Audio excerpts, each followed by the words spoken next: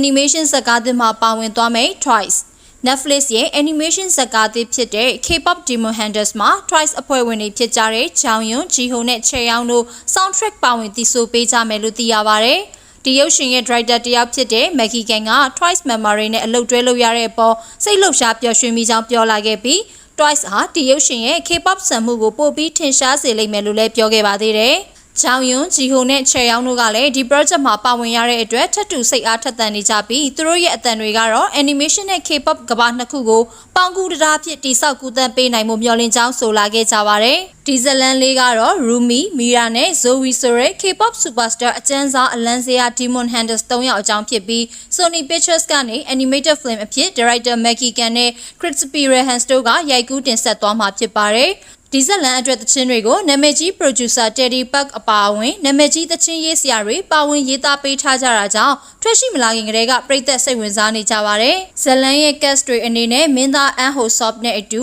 Arden Cho, မေဟောင်နဲ့ကြည်ယောင်းတို့ပါဝင်တရုပ်ဆောင်ပေးထားကြတာမို့ပရိသတ်တွေစောင့်ကြည့်ခြင်းစရာဇလန်တစ်ခုဖြစ်နာမည်ကြီးနေပါတယ်။ဒီရုပ်ရှင်ကိုတော့2025ဇွန်လ20ရက်နေ့မှာ Netflix ကနေတကမ္ဘာလုံးကြည့်ရှုနိုင်မှာလည်းဖြစ်ပါတယ်။ကြည့်ရှုပေးခဲ့တာကျေးဇူးတင်ပါတယ်ရှင်။